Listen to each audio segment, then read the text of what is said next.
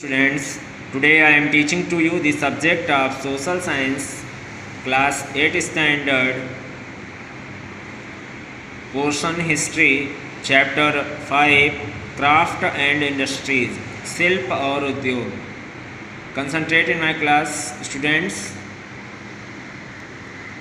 I will teach you Chapter 5, Craft and Industries. Okay. After strengthening its position in India, the English East India Company began to treat India as a colony and started exploiting it. English east India company के द्वारा जब भारत में अपनी स्थिति को सुदृढ़ बना लिया गया तो उसने जो है भारत को उपनिवेश की तरह जो है ट्रीट करना शुरू किया और जो है इसका शोषण करना शुरू कर दिया. In this lesson we will study the impact of British policies particularly on Indian textiles. इस चैप्टर में हम अध्ययन करेंगे the impact of British policies, जो ब्रिटिश की नीतियाँ थी उनका प्रभाव जो है किस तरह से भारत के उद्योग धंधे पर पड़ा, पर्टिकुलरली ऑन इंडियन टेक्सटाइल्स. लगातार जो है भारतीय उद्योग धंधे पर जो है ब्रिटिश की नीतियों का क्या प्रभाव पड़ा इसके बारे में हम आपको टीच करेंगे. ठीक है बेटा. पॉपुलैरिटी ऑफ इंडियन टेक्सटाइल्स, भारतीय उद्योग की प्रसिद्धि. In the pre British days, British के दिनों से पहले India had flourishing rural economy. हमारे भारत के पास ग्रामीण अर्थव्यवस्था फल फूल रही थी, है ना. India had a flourishing rural economy. Bharat में जो है ग्रामीण अर्थव्यवस्था पूरी तरह से जो है फ्लोरिश हो रही थी. Among other things India was famous for the fine quality of its cotton and silk textiles. Among other things, और उनके बीच में जो है जो अन्य चीज़ें थी, India was famous for the fine quality of its cotton and silk textiles. Bharat जो है बहुत ही ज़्यादा प्रसिद्ध था सबसे अच्छे कपास और रेशम के उद्योग के लिए. It was the largest producer of cotton textiles in the world. और यह पूरे विश्व में कपास उद्योग के लिए सबसे बड़ा उत्पादक माना जाता था. European trading companies came to India to buy Indian textiles.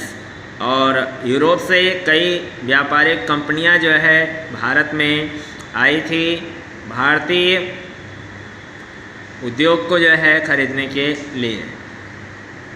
जो हमारे भारत में जो है कपड़े के उद्योग धंधे जो है यहाँ पर जो चल रहे थे उनके द्वारा जो भी चीज़ें प्रिपेयर की जाती थी, जो भी कपड़े बनाए जाते थे, उसको जो है ख़रीदने के लिए जो है कई इंडस्ट्रीज़ जो है भारत में आई. ठीक है. Which they later sold in the European and American markets for a huge profit. जो कि जो है यूरोपियन कंपनीज जो इंडिया में आती थी उनके द्वारा जो इंडियन टेक्सटाइल्स को ख़रीदा जाता था उसको जो है बाद में वे ले जाकर यूरोप और अमेरिका के बाज़ारों में भारी लाभ पर बेचते थे, है ना. Since this trade was very profitable, चूँकि जो है यह व्यापार जो है बहुत ही प्रॉफिटेबल था, बहुत ही लाभकारी था। The Mughal emperors encouraged the arrival of the European trading companies, और मुगल सम्राट के द्वारा जो है जितनी भी यूरोप से व्यापारिक कंपनियां जो है पहुंची थी उनको अत्यधिक बढ़ावा दिया गया, उनको अत्यधिक इनकरेज किया गया था मुगल सम्राट के द्वारा। ठीक है। डिक्लाइन ऑफ इंडियन टेक्सटाइल्स, भारतीय उद्योग का पतन।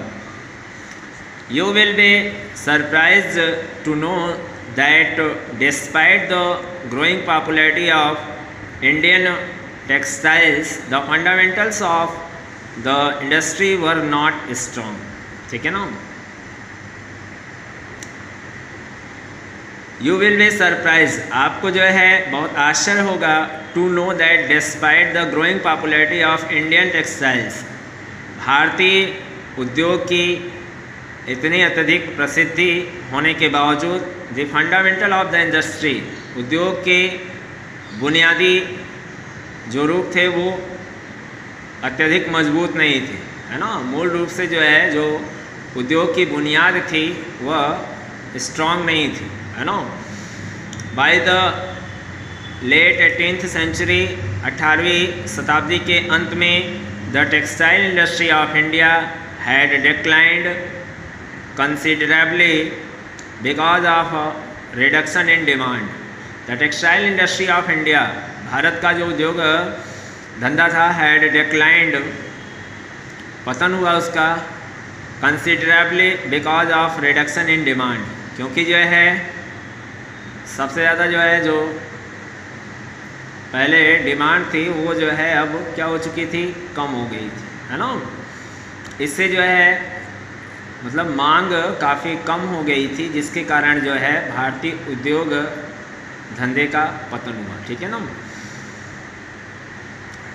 वेवर्स जो बुनाई करता थे, स्पिनर्स जो कताई करता, डायर्स रंगरेज करने वाले, प्रिंटर्स छपाई करने वाले, and others associated with the industries, और जो अन्य जो है उद्योग धंधे में जो है काम करने वाले लोग थे, had begun to leave their traditional occupation, उनका जो पारंपरिक व्यवसाय था, ठीक है ना, उनको छोड़ना पड़ा। ठीक है। जब जो है व्यापार में जो है घाटा होने लगा तो इससे जो है ये सारे जितने लोग काम करने वाले थे उनको जो है उस व्यवसाय को जो है लीव करना पड़ा, छोड़ना पड़ा। Many reasons were responsible for this decline, कई कारण थे, कई कारण जो है इस पतन के लिए जिम्मेदार माने जाते हैं। फर्स्ट जो है द अपरोर इन इंग्लैंड, इंग्लैंड में हंगामा। Indian textiles were in great demand in England, भारतीय उद्योग की जो है बहुत ही ज़्यादा जो है मांग थी इंग्लैंड में। इंडियन टेक्सटाइल्स जो भारतीय जो है टेक्सटाइल्स थे, जो भारत में बनाए जाने वाले कपड़े थे, वर इन ग्रेट डिमांड, उसकी जो है बहुत ज़्यादा मांग थी इंग्लैंड में। This was a matter of concern for British cloth manufacturers, this was a matter, और यह मामला था of concern for British cloth manufacturers, जो ब्रिटिश क्लॉथ मैन्युफैक्चरर्स थे उनसे कंसर्न करने का। They began to put pressure on their government, उन्होंने जो है वहाँ की जो सरकार थी, ठीक है ना, उन्होंने शुरुआत में जो है वहाँ की सरकार पर जो है दबाव डालना शुरू कर दिया। They began to put pressure on their government, क्योंकि जो है भारतीय उद्योग काफ़ी फेमस था, ठीक है, और यहाँ के द्वारा जो कपड़े बनाए जाते थे वो इंग्लैंड में जो है लोग ज़्यादा पसंद करते थे। तो जो है वहाँ के जो क्लॉथ मैन्युफैक्चरर्स थे, इससे उनको जो है अपने व्यापार में काफ़ी हानि होती थी। तो उन्होंने क्या किया, वहाँ की सरकार पर जो है दबाव डालना शुरू किया, to ban the import of Indian textiles. उन्होंने कहा कि इंडियन टेक्सटाइल्स को जो है, इंडियन टेक्सटाइल का जो इंपोर्ट किया जाता है, ठीक है, जो इंडियन टेक्सटाइल्स का इंपोर्ट होता है उस पर बैन, प्रतिबंध लगाने का उन्होंने जो है डिमांड किया, ठीक। सो इन 1720 the government in British passed the calico act which banned the import of printed cotton cloth into England. फिर उसके बाद जो है 1720 में सरकार के द्वारा जो है Britain pass the calico act, Britain में जो है एक एक्ट पास किया गया जिसका नाम था calico, which banned the import of printed cotton cloth into England. और जो है उसमें यह शर्त रखी गई, which banned the import of printed cotton cloth into England, है ना, जो कि इंग्लैंड में जो है जो छपे हुए जो है इम्पोर्ट क्लॉथ होंगे, ठीक है, उन पर प्रतिबंध लगाया जाएगा, ठीक है। Which banned the import of printed cotton cloth into England, जैसे कि जो है जो कपड़े इंग्लैंड में मैन्युफैक्चर किए जाएंगे, ठीक है ना, और जो दूसरी जगह से आए होंगे अगर उन पर जो है यहाँ की मुहर नहीं रहेगी, ठीक है ना, यहाँ की जो है प्रिंटिंग नहीं रहेगी, तो जो है उस पर बैन लगा दिया था उन्होंने, ठीक। The British government also imposed high duties on other Indian cloth coming into Britain, और British government also imposed high duties, British government के द्वारा जो है उच्च कर लगा दिए गए ऑन अदर इंडियन क्लॉथ, है ना, जो अन्य जो है भारतीय कपड़े जो है ब्रिटेन में आते थे उस पर। This meant that the Indian cloth that reached England was more expensive than the locally produced cloth. This means, इसका अर्थ यह हुआ कि that the Indian cloth that reached England, जो भारतीय कपड़ा था जब वह जो है इंग्लैंड पहुंचता था, वाज मोर एक्सपेंसिव, तो उसका प्राइस जो है वो बहुत ज़्यादा महंगा हो जाता था, than the locally produced cloth, वहाँ जो स्थानीय मार्केट में जो है जो कपड़े जो है वहाँ के स्थानीय बाज़ारों के द्वारा तैयार किए जाते थे, स्थानीय बाज़ारों में उनकी अपेक्षा जो है जो भारत से कपड़ा जाता था उनके प्राइस में काफ़ी डिफरेंस होता था। भारतीय कपड़ा जो है वो ज़्यादा महंगा होता था वहाँ के स्थानीय कपड़े के दामों से, ठीक है। The demand for Indian cloth decreased and the industry suffered in India. The demand for Indian cloth, और जो है जो भारतीय कपड़े की मांग थी डिक्रीज, वो कम हो गई, and the industry suffered in India, जिससे कि जो है जो इंडस्ट्री थी, ठीक है ना, भारत में वो अत्यधिक सफर्ड हुई, है ना, उसका अत्यधिक पतन हुआ। Okay students, thank you.